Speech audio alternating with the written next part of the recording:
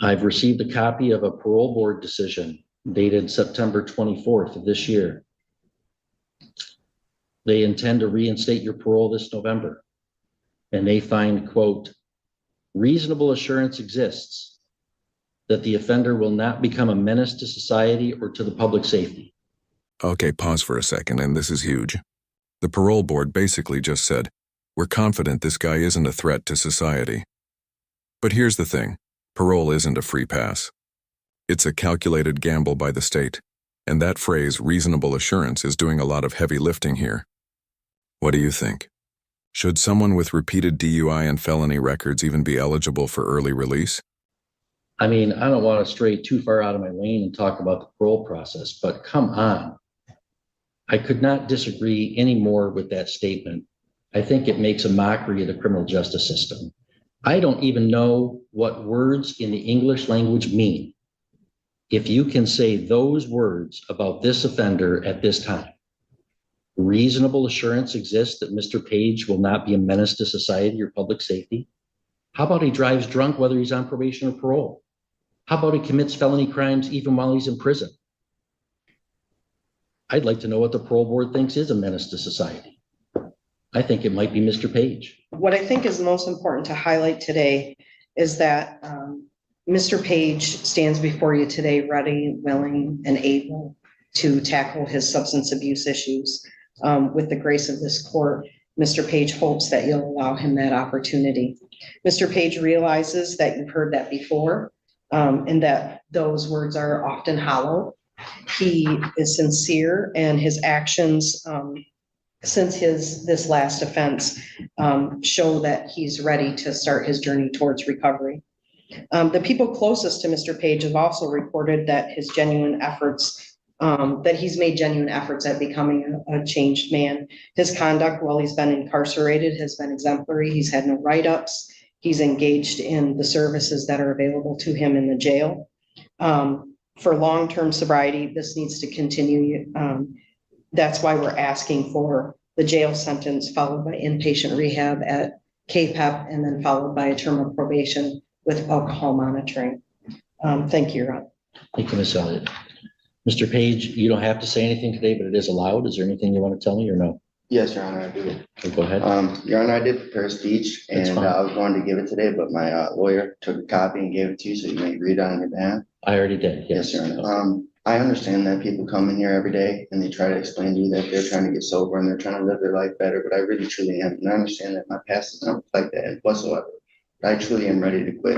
I've been going to AA every month or every Monday morning that I can, and I'm really just trying to get help. And I'm honestly so ready to get sober, and I want it and I need it.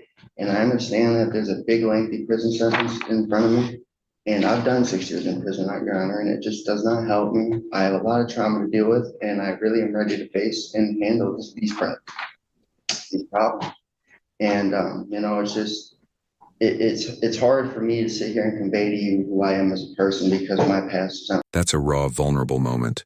You can feel his desperation. He's not reading a script, he's begging. But here's the question that always divides viewers. Can someone with a record like this truly change? Or are we just hearing the same promises courts have heard 1,000 times before? Drop your thoughts in the comments. Redemption or repetition? Reflect very good thing.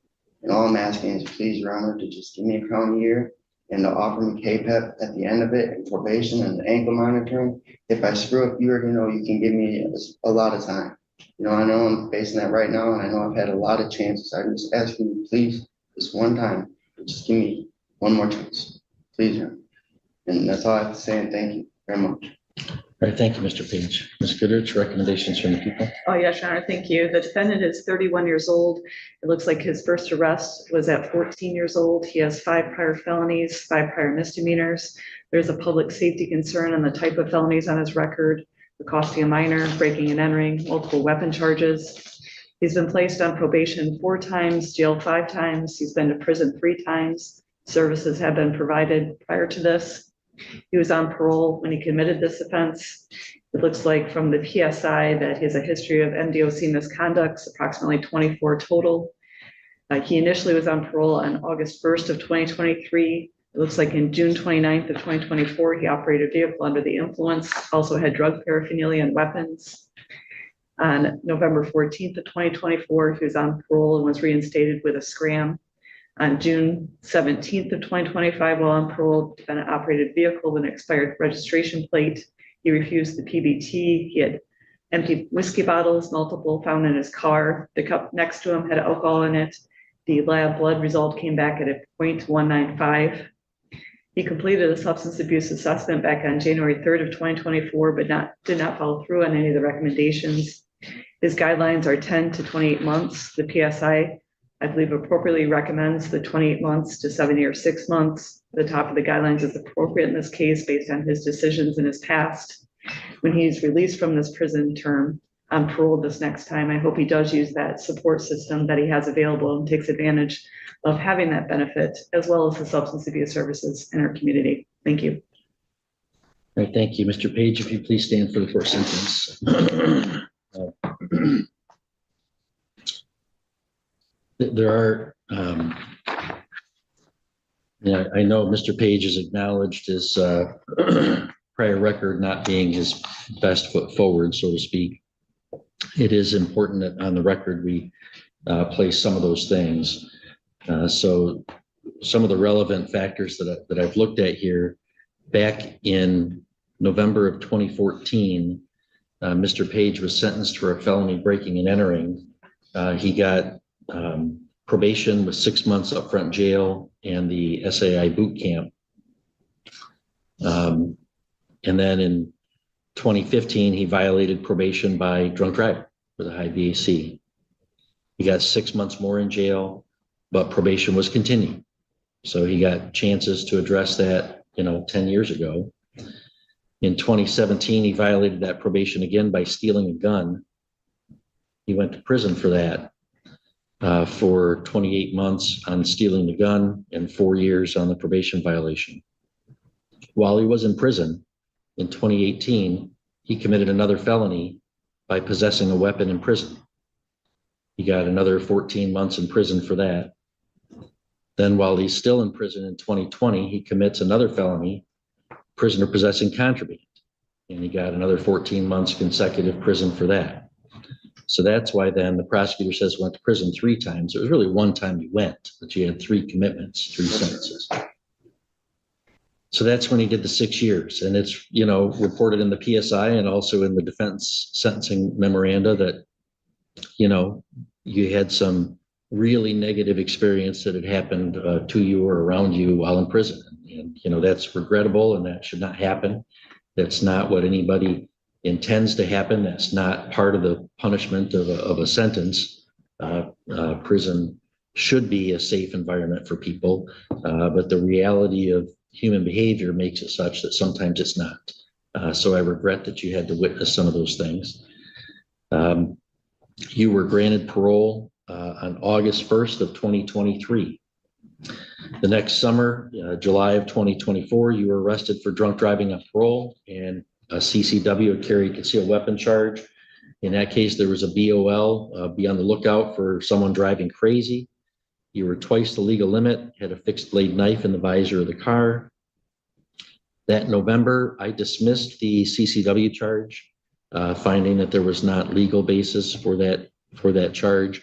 But it did qualify as a violation of parole, possessing any weapon at all. But I dismissed that felony charge and granted you a PR bond. And then the DOC lifted the parole hold and reinstated your parole. Again, giving you chances to address these issues. You responded by tampering with your alcohol scram tether in early December. And then in December, I sentenced you. You pled and were sentenced to the misdemeanor OWI. You'd already served the maximum time, so we cut you loose at that time. And your parole was reinstated, continued. And then this May, while you were still on that parole, you were again arrested for a OWI 0.19 BAC. In addition to the 2 felonies committed while Mr. Page was in prison, he had several misconducts in prison, including using alcohol 3 times, using other substances 3 times, fighting 3 times, possessing stolen property 3 times. So, you know, you were kind of contributing to some of the bad environments and behaviors in prison as well. There's a pattern of drunk driving here in 2015, 2024, and 2025. All 3 of those drunk drivings involved a BAC of more than twice the legal limit. All 3 of those were committed while Mr. Page was on some form of supervision, probation, parole, and parole. And this is the second OWI committed on the same term of parole. Despite all of this, and Mr. Page says that now in May, since May of 2025, now he wants to get sober. I mean, there's been more than a decade of efforts and opportunities for you to get sober. Instead, you drank and used in prison. You drove drunk while on probation. You drove drunk while on parole. I mean, I hope and wish what you're telling me today is true, but how on earth can I accept that as true? I mean, how could you reasonably expect a judge to say, oh, now Mr. Page says he gets it? That's just not, there are ways that this works. And that is just not how it does. I've received a copy of a parole board decision dated September 24th of this year. They intend to reinstate your parole this November. And they find, quote, reasonable assurance exists that the offender will not become a menace to society or to the public safety. I mean, I don't want to stray too far out of my lane and talk about the parole process, but come on. I could not disagree any more with that statement. I think it makes a mockery of the criminal justice system. I don't even know what words in the English language mean. If you can say those words about this offender at this time, reasonable assurance exists that Mr. Page will not be a menace to society or public safety. How about he drives drunk whether he's on probation or parole? How about he commits felony crimes even while he's in prison? I'd like to know what the parole board thinks is a menace to society. I think it might be Mr. Page. And all of that doesn't even take into account that he's a registered sex offender. This is where it all comes to a head. The judge is weighing years of criminal history, broken paroles, and high BAC offenses. When he says an upward departure is warranted, that means he's going above the usual sentencing range, something judges only do when the case screams danger to the public. The tension here? You can almost feel the courtroom holding its breath. I have to say, I think the advisory guidelines of 10 to 28 months do not adequately take into account 3 factors. First, defendant's profound pattern of criminal behavior, even while in custody and even while on supervision. Second, defendant's pattern of driving at more than twice the legal limit every time he drives drunk, even while under supervision. And third, the fact that he's twice driven drunk since he's been paroled in August of 2023, yet the Michigan Department of Corrections doesn't believe that behavior is enough to return him to prison on his parole.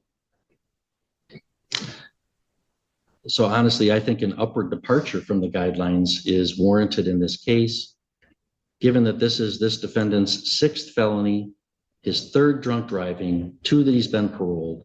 He continues to possess weapons inside prison and while on parole. Even though I dismissed the charge, he was possessing weapons on parole.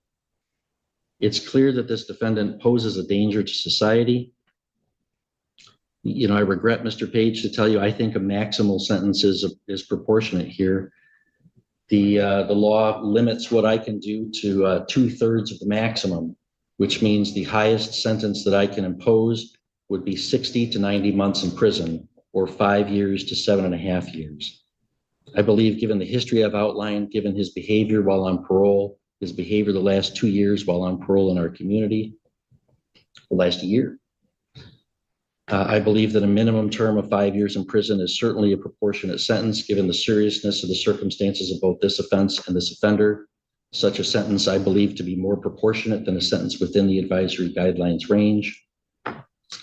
Therefore, Mr. Page, I am going to commit you to the Michigan Department of Corrections for not less than 5 years, nor more than 7.5 years, exercising my discretion under the habitual offender statute to increase the statutory maximum. That's mandatory consecutive to parole, so there's no jail credit given because you've been on a parole detainer. There's $68 in state cost, $130 in the crime victims assessment, $350 in court costs, and a $200 OWI reimbursement. You can, and you know, from what I outlined about what happens in prison, what you've seen, what you've done, there are choices you can make in prison too. And you can begin to address these issues in prison. And I hope you make better choices on the inside this time. And when you are paroled, you're still going to be paroled as a fairly young man. You'll still have choices to make when you're paroled next time. So I hope that half of what you're telling me today is true, and that you'll be on a better path, and this will be the last commitment you get to prison. But I think given that history,